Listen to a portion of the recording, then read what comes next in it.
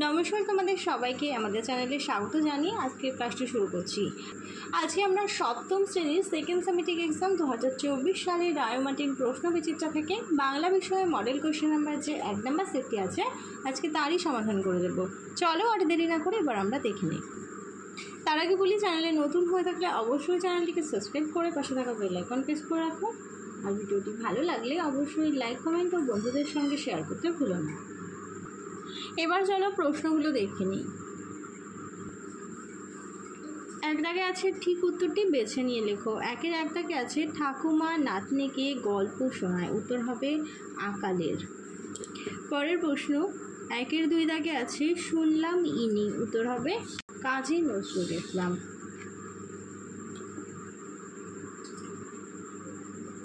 একের তিন দাগে আছে প্রদত্ত কোন বানানটি ভুল, দেখো এখানে ষোড়শ বানানটা হচ্ছে ভুল। এরপরে দেখো চার দাগে আছে প্রচলিত অর্থের সঙ্গে শব্দের ব্যুৎপত্তিগত অর্থের যখন কোনো মিল থাকে না তখন সেই শব্দকে বলে, উত্তর হবে রূঢ় শব্দ। একের পাঁচ দাগে আছে সঠিক বানানটি হলো, অ্যান্সার হবে খ দাগ, যেটা। একের ছয় দাগে আছে প্রদত্ত কোন শব্দটি যোগরূঢ় শব্দের উদাহরণ, উত্তর হবে বাক্সি। এবার দেখো দুই দাগে চলে যায়, অতি সংক্ষিপ্ত উত্তর দাও। দুইয়ের এক দাগে আছে নোট বই কী ধরনের লেখাতে ভরা, উত্তর হবে কিলবিল সব লেখাতে ভরা।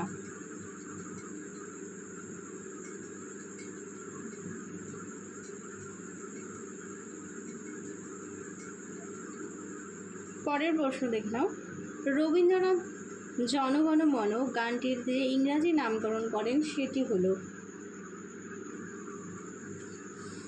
উত্তর হবে দ্য মর্নিং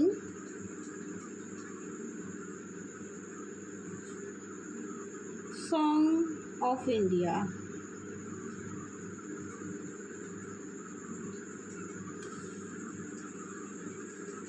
তিন দাগে আছে অসীমার প্রকৃত পরিচয় কি,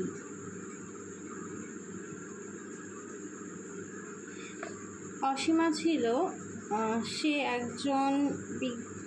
সে বিজ্ঞানী কার্পভের কন্যা।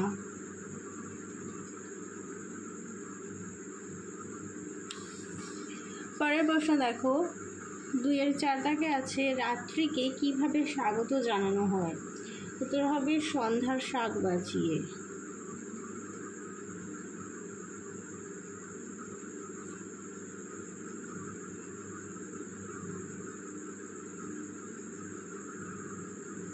পরের প্রশ্ন, সরাইখানায় কি কি খাবার পাওয়া যেত, স্বর্গের শুরুয়া আর হাতে তৈরি রুটি।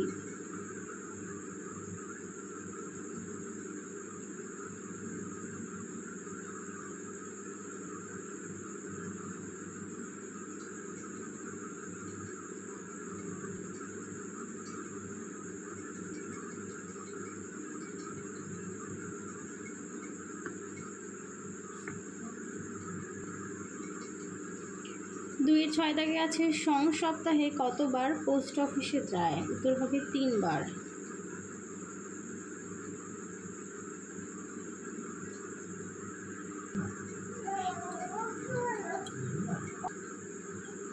এবার দেখো তিন দাগে চলে যাই, কম বেশি 60টি শব্দের প্রশ্নগুলোর উত্তর দাও।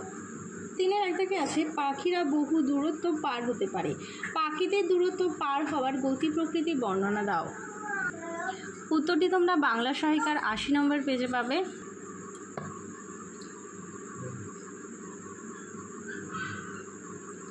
কার্দো কর্দুর প্রবন্ধে বিভিন্ন পাখির দূরত্ব অতিক্রম করে ওড়া প্রসঙ্গে নানা তথ্য আছে। এদের মধ্যে মেরু প্রদেশের টানরস প্রতি বছর 11,000 মাইল উড়ে যায় ও আবার ফিরে আসে। হক জাতীয় পাখি ঘন্টায় 150 মাইল বেগে উঠতে পারে। আফ্রিকার ইন জাতীয় পাখি ওড়া ছেড়ে ক্রমে হাঁটায় পারদর্শী হয়ে উঠেছে। এরা 110 পাউন্ড দৈহিক ওজন নিয়ে ঘন্টায় 31 মাইল বেগে চলতে পারে। পরের প্রশ্ন দেখো, অথবাদি আছে, প্রকৃতিকে ধ্বংস করা একটা অপরাধ। কে কাকে কখন এ কথা বলেছে? উত্তরটি তোমরা বাংলা সহায়িকার 94 পেজে পাবে। প্রশ্নে উদ্ধৃত কথাটি কার্পভের মেয়ে অসীমা পুরন্দর চৌধুরীকে বলেছে। পুরন্দর যখন অ্যালয় নামক বলটা লেক স্রেভারে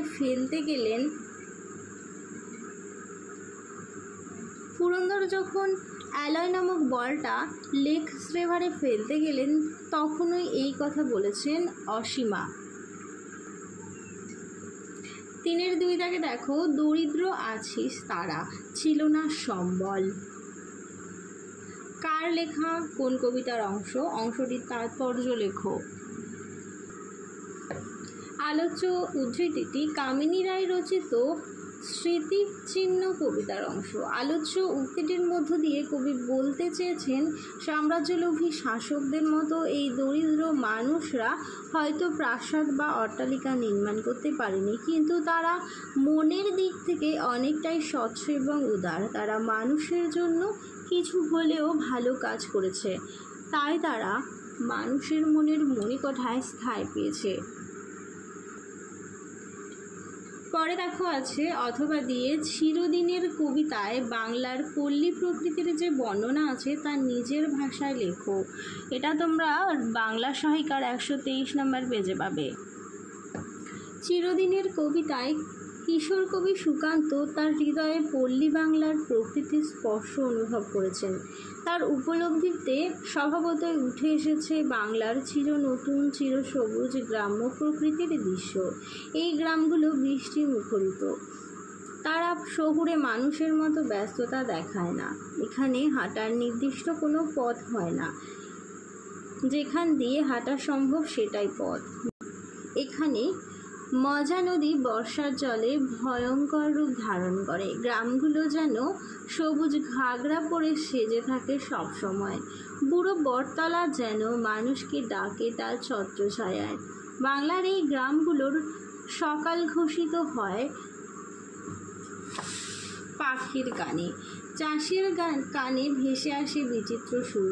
কৃষক বধূ ঘোমটা খুলে দেখে নেন সবুজ ফসলের ধুম। তারা অবাক হয়ে নতুন ফসলের সুবর্ণ যুগের স্বপ্ন দেখে। 3-3 দাগে দেখো, ছি কাঁদে না, আজ যে আমার জন্মদিন। বক্তা কে? বক্তা কাকে কথা বলেছিল? বক্তা নিজের জন্মদিনের ভোজে কি কি খাওয়ার আয়োজন করেছিল? বক্তার চেহারার বর্ণনা দাও। বক্তা এখানে হোটেলওয়ালা।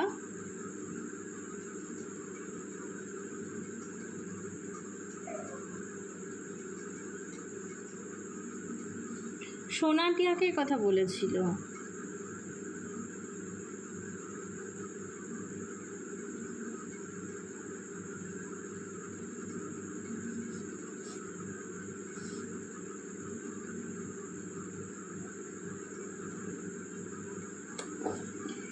আর বক্তা নিজের জন্মদিনের ভোজে কি কি খাওয়ার আয়োজন করেছিল সেটা হলো ভুনা খিচুড়ি, হরিণের মাংস,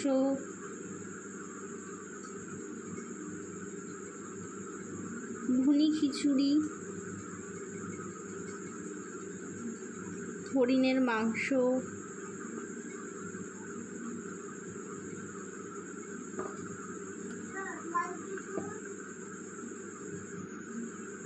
কোরমা আর পায়েস।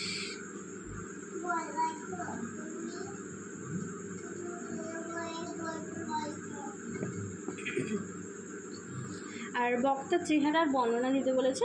হোটেলওয়ালার মুখ ভরা ছিল ঝুলো গোঁফ আর থুতনি ছাই রঙের দাড়িতে ঢাকা ছিল। তাকে দেখে সোনা ও টিয়া হাসি পেত। এরপরে অথবা দিয়ে দেখো, সোনা টিয়ার গেছো ঘরের বর্ণনা দাও। শোয়ার সময় মাকুকে নিয়ে তারা কি করেছিল? এটা তোমরা 225 নম্বর পেজে পাবে।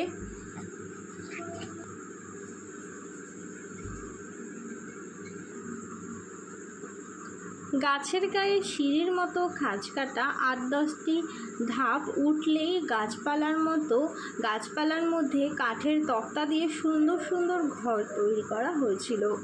বাতাস দিলেই বাতাসের তালে তালে সেই ঘরও দুলতে থাকে। সেই ঘরে শুকনো পাতার ওপর নীল চাদর বিছানো ছিল। গাছঘরে পাতার বিছানায় পুঁটুলি মাথায় দিয়ে শোয়ার সঙ্গে সঙ্গেই ঘুমে চোখ বুজে এসেছিল সোনা ও টিয়ার। দক্ষিণ হাওয়ায় দোল খেতে খেতেই সারা রাত তারা ঘুমিয়েছিল। চারদাকে চলে যায় প্রবন্ধ রচনা, যে কোনো একটি দেশভ্রমণ আর প্রাকৃতিক বিপর্যয় প্রতিরোধের ছাত্র সমাজ। তোমাদের রচনার ভিডিওগুলো আমি আলাদাভাবে দিয়ে দেবো, তোমরা অবশ্যই দেখে নিও। তাহলে চলো আজকের মতো ভিডিওটা এখানে শেষ করছি। ভালো লাগলে অবশ্যই একটি লাইক করো। আবারও দেখা করবো পরবর্তী আরেকটি ভিডিও নিয়ে। সবাই ভালো থেকো, সুস্থ থেকো, টাটা।